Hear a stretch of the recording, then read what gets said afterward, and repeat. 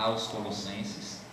No capítulo 3, no verso 18 ao 20, dos versos 18 ao 21, ele diz o seguinte: mulheres, sujeite-se cada uma ao seu marido, como convém a quem está no Senhor.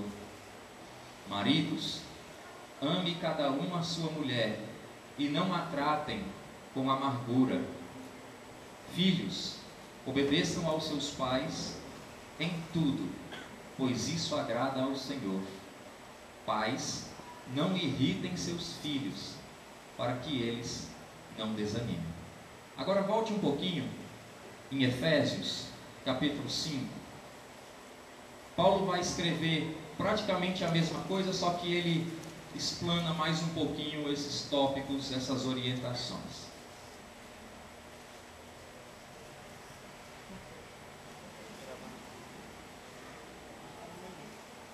Efésios 5, do 22 ao 33, e depois a gente continua lendo o capítulo 6, do verso 1 ao 4. Efésios 5, do 22 ao 33, e aí a gente entra no capítulo 6, do 1 ao 4.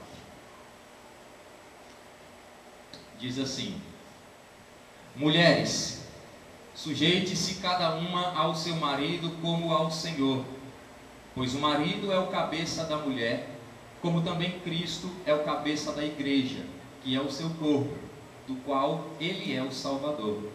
Assim como a igreja está sujeita a Cristo, também as mulheres estejam em tudo sujeitas aos seus maridos. Maridos, ame cada um a sua mulher, assim como Cristo amou a igreja e entregou-se por ela, para santificá-la, tendo-a purificado pelo lavar da água mediante a palavra, e para apresentá-la a si mesmo como igreja gloriosa, sem mancha nem ruga ou coisa semelhante, mas santa e inculpável. Da mesma forma, os maridos devem amar cada um a sua mulher como ao seu próprio corpo.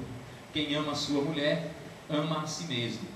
Além do mais, ninguém jamais odiou o seu próprio corpo, antes o alimenta e dele cuida, como também Cristo faz com a igreja, pois somos membros do seu corpo. Por esta razão, o homem deixará pai e mãe e se unirá à sua mulher, e os dois se tornarão uma só carne. Este é um mistério profundo. Refiro-me, porém, a Cristo e à igreja. Portanto, cada um de vocês também ame a sua mulher como a si mesmo, e a mulher trate o marido com todo respeito. Filhos, obedeçam aos seus pais no Senhor, pois isso é justo. Honra teu pai e tua mãe. Este é o primeiro mandamento com promessa, para que tudo te corra bem e tenhas longa vida sobre a terra. Pais, não irritem seus filhos, antes criem-nos segundo a instrução e o conselho do Senhor. Amém? Bom, harmonize seu temperamento. E aí eu queria que você mantivesse a sua Bíblia aberta aí em Efésios 5, porque nós vamos estar estudando estes versículos que acabamos de ler. Pois bem, família, o grande desafio da pós-modernidade.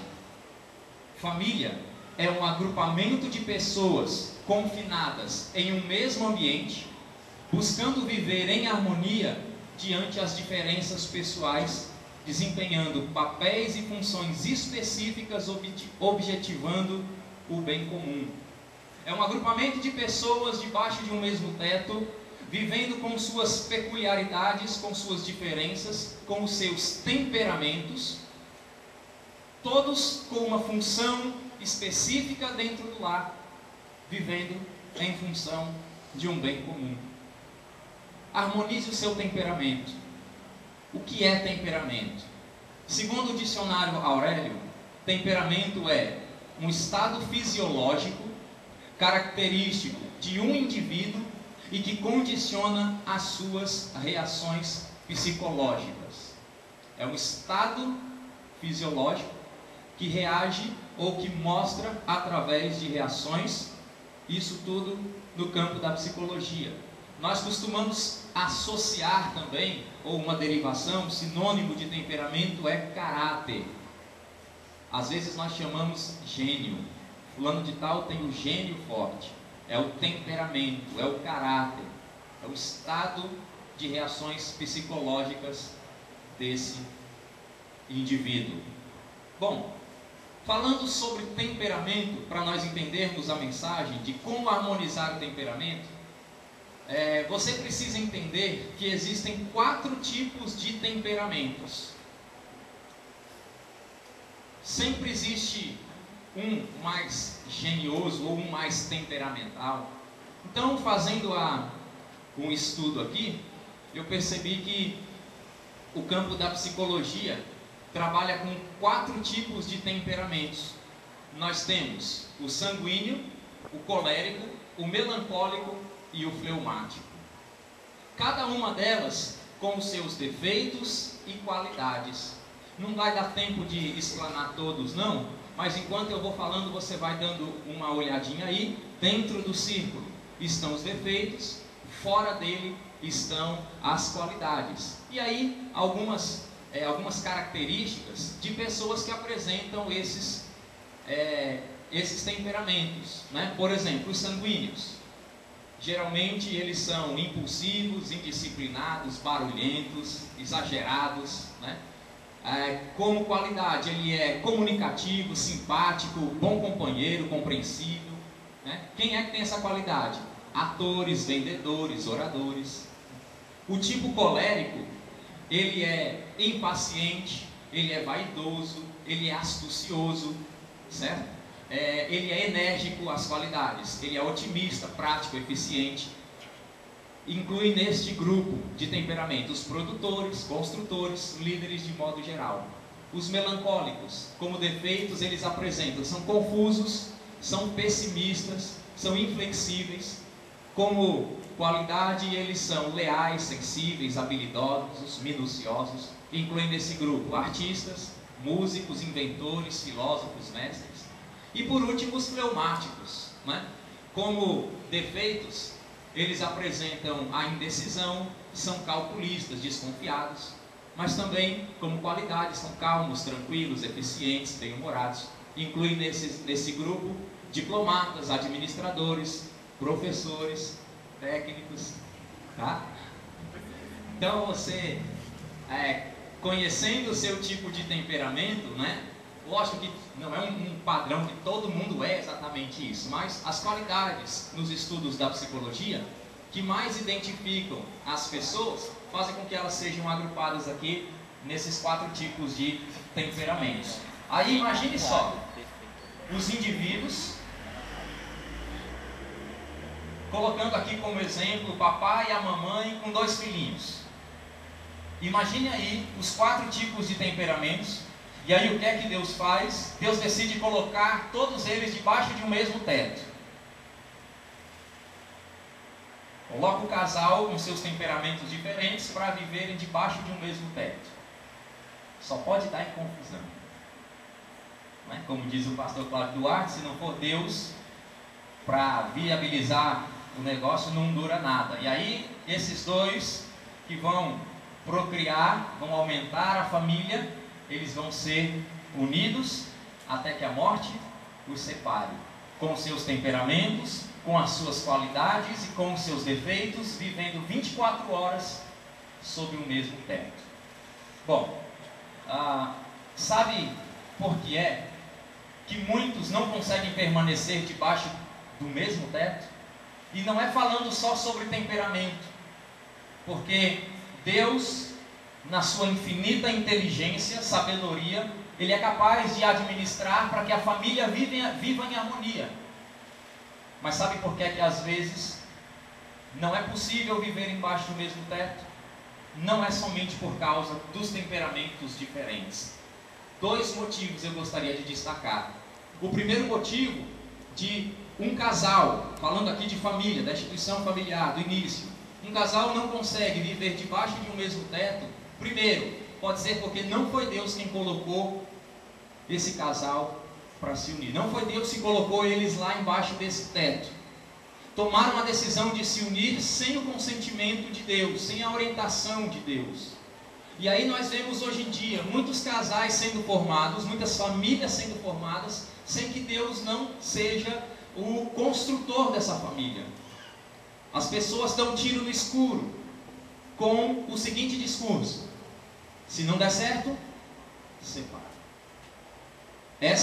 Uma família que é criada sob essa perspectiva, ela tem grandes chances de não permanecer em harmonia. O segundo motivo que faz com que as famílias, ou com que o casal, com que as pessoas não vivam em harmonia embaixo do mesmo teto, ao longo do convívio familiar, eles não conhecem as suas responsabilidades dentro do lar. Ou se conhecem, eles não a cumprem. Como eu falei, família é uma instituição onde cada pessoa tem um papel, tem uma responsabilidade, a fim de exercer essa responsabilidade, essa função, para que a harmonia seja estabelecida dentro desse ambiente. E às vezes é impossível viver em harmonia, e aí os casais se separam mesmo porque, mesmo sabendo a responsabilidade, não cumprem. Vou mostrar um exemplo na Bíblia para você. Quem foi que deu para Adão a sua esposa? Deus. Foi Deus que deu Eva para Adão como esposa. Fez Eva de uma de suas costelas. A pergunta é a seguinte: Deus dá coisa ruim para os seus filhos? Não, né? Deus nos dá coisas boas. Entretanto, o casal Adão e Eva, Deus criou Adão e Deus deu de presente Eva para Adão. Entretanto, essa família era uma família em harmonia com Deus? Não. Eles não cumpriram as suas responsabilidades como família, por conta dos seus temperamentos. Adão e Eva, pelas suas características, eles apresentavam o temperamento, a característica de sanguíneos. Ou seja, egocentrismo, o eu no centro. Come, você vai saber mais do que Deus. O egocentrismo. E aí, entregou o fruto para Adão, que também apresentava a característica de sanguíneo, de seu temperamento, e ele, inseguro, o casal, na impulsão, desobedeceu a Deus.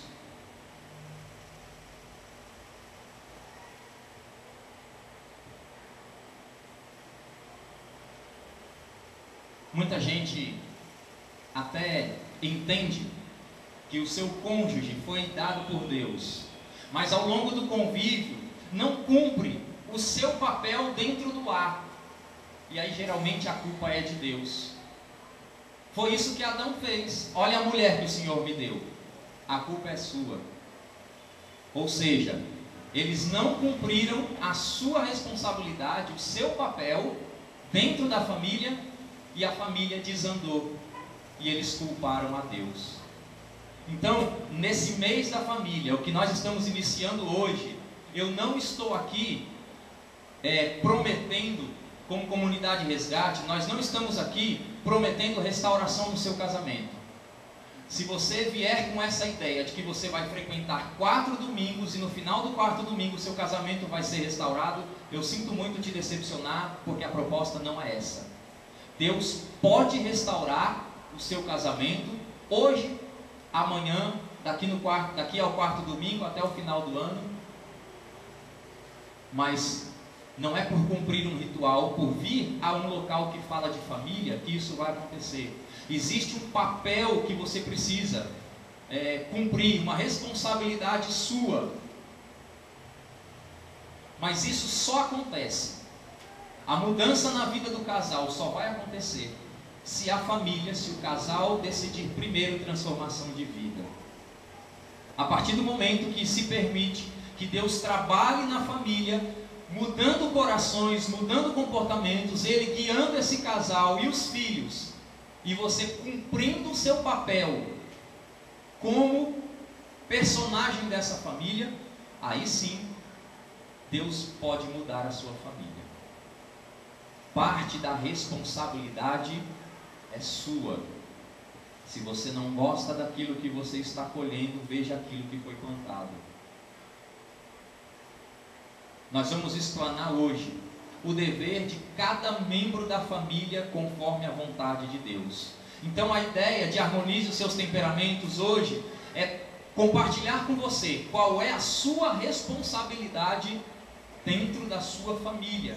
E você vai analisar o que é que você está fazendo, se você está cumprindo o seu papel de maneira adequada, conforme os padrões de Deus, não conforme aquilo que a sociedade diz que tem que ser, mas conforme a vontade de Deus. Se você priorizar a vontade de Deus na sua vida e na vida da sua família, a sua família vai viver em harmonia.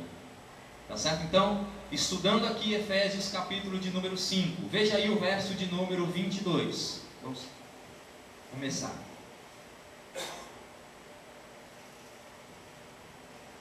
Diz assim: mulheres, sujeite-se cada uma ao seu marido como ao Senhor. A mulher tem que estar sujeita ao marido. Tem mulher que torce a cara assim, né? Espera aí. Bom, aqui há uma confusão muito grande por parte de muita gente, inclusive cristãos. Porque se associa, é muito comum associar a palavra sujeitar-se ou submeter-se, como em algumas versões. Às vezes as pessoas associam essa palavra à escravidão, domínio, como se a esposa fosse um ser inferior, como se fossem senhor e escravo. Quando a Bíblia diz assim: mulheres, sujeitem-se ao seu marido, sejam submissas aos vossos maridos, a primeira ideia que se tem é de que o marido tem que falar mais alto, o marido tem que dar as ordens e a mulher em silêncio obedecer sem questionar. Essa é a ideia que se tem ao ler essa palavra. Errado. Uma das armadilhas que o diabo tem é tentar distorcer a palavra de Deus para que ela não seja compreendida e, como consequência, não seja vivida. Então, deixa eu tentar explicar melhor o que significa sujeitar. Mulher, sujeite-se, submeta-se ao seu marido. Bom, o pastor Hernandes Dias Lopes, ele afirma o seguinte, que submissão não é inferioridade. Devemos desinfetar a palavra submissão de seus sentidos adulterados. A mulher não é inferior ao homem. Ela é tão feita à imagem de Deus quanto o homem. Ela é uma auxiliadora idônea e não uma escrava. John Stott diz que não devemos pensar que a submissão que Paulo fala aqui às esposas, às crianças, aos servos, seja uma outra palavra para designar a palavra inferioridade. De igual modo, não devemos aceitar a ideia de uma obediência cega e servil, de uma obediência como uma escravidão. Então, o que significa a palavra submissão? Olha só, a palavra, se nós pegarmos a etimologia da palavra, fica mais fácil nós não adulterarmos o sentido que Paulo diz. A palavra sub significa embaixo de, embaixo da, ou então por-se debaixo. Deixa eu pegar algumas palavras aqui da língua portuguesa para você entender. Por exemplo, submarino. Sub, embaixo de. Marino, a ideia de mar. Submarino, aquele grande bichão preto lá que fica embaixo do mar. O pessoal aí da área da saúde, subcutâneo. Subcutâneo, embaixo da pele. Então, se a palavra sub significa embaixo de ou por-se debaixo de, a palavra submissão significa colocar-se embaixo de uma missão. E o que é uma missão? É uma tarefa, é uma responsabilidade.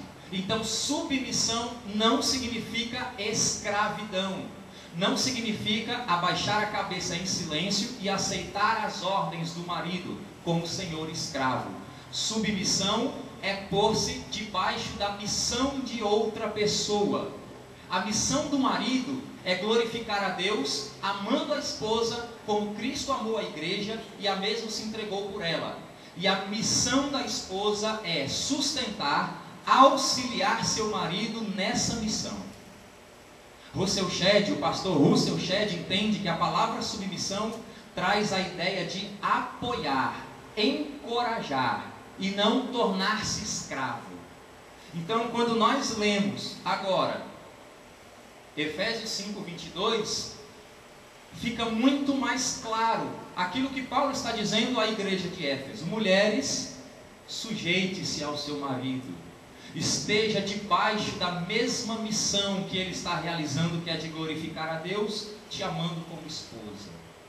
Submissão é pôr-se debaixo da mesma missão, é abraçar a causa. Até porque a mulher ela foi feita da lateral, do lado do homem, abaixo do coração, para estar sempre ao lado.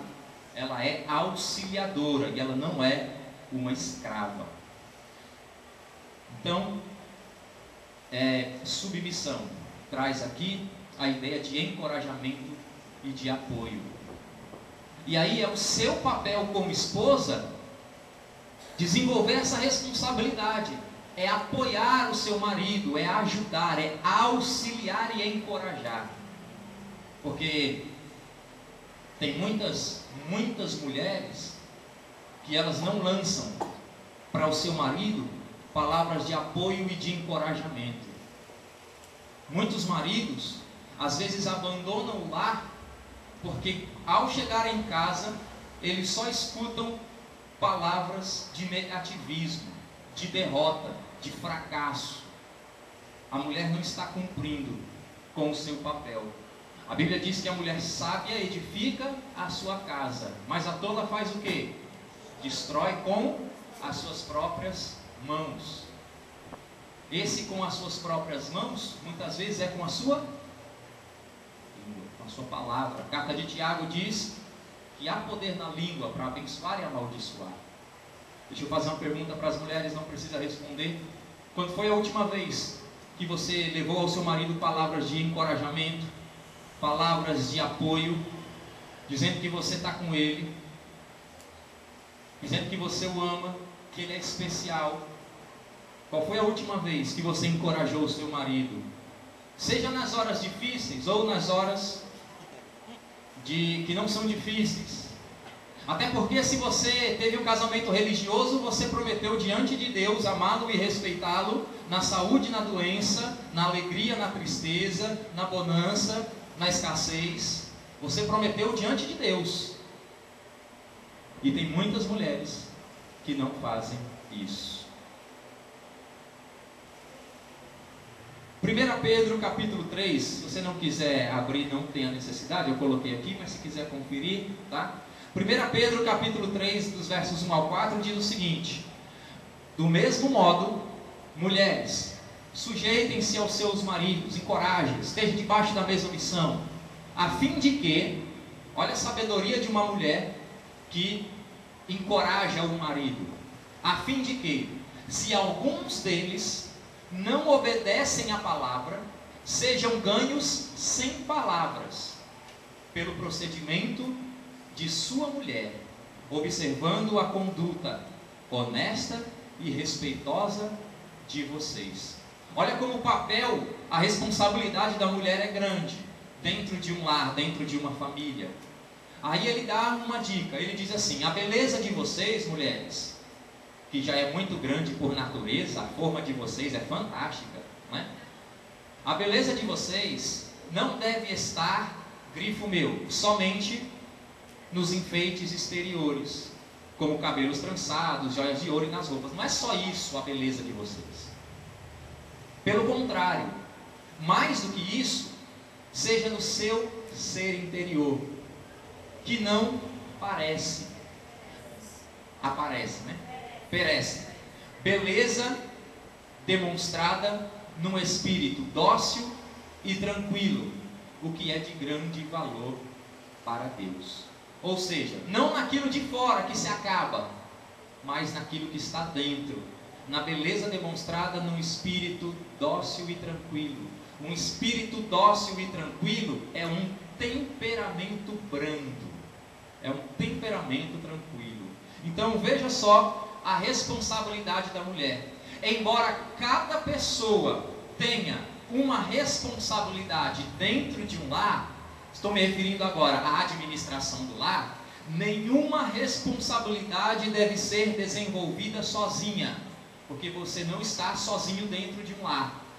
A sua responsabilidade na administração do lar deve ser em conjunto, porque vocês são uma sociedade diante de Deus.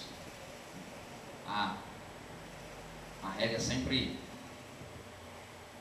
brinca comigo assim: amor, quando eu lavar você vai secar. Aí eu, tá certo. A responsabilidade não deve ser só de um, não. Não deve ficar tudo nas costas da esposa, não. Toda a tarefa do lar só sobre a esposa, não. E ajudar a esposa não é só secar a louça uma vez na semana, não.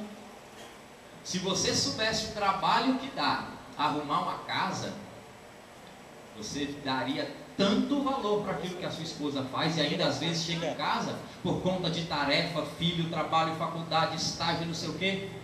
Às vezes o marido chega em casa e ainda não reconhece, e ainda diz que está tudo bagunçado, não é? Chega no final do dia, o marido chega do trabalho, a mulher está ainda com aquele avental, cheio de cheiro verde no cabelo, a mão fedendo a alho. Aí o marido chega cansado, aí ela senta no sofá e diz assim: eu estou morta. Aí o marido olha e diz: de quê? Ficou em casa o dia todinho, né? Então só quem sabe como é grande a luta do lar dá valor à esposa. Então nenhuma responsabilidade deve ser feita sozinho. Se você quer ser um bom marido, quer que a sua família viva em harmonia, divida a responsabilidade da administração do lar. Então esse é o papel da mulher. Vamos ver agora o papel do marido. Calma aí que tem para todo mundo hoje, tá? Vamos ver o papel do marido, Efésios capítulo 5.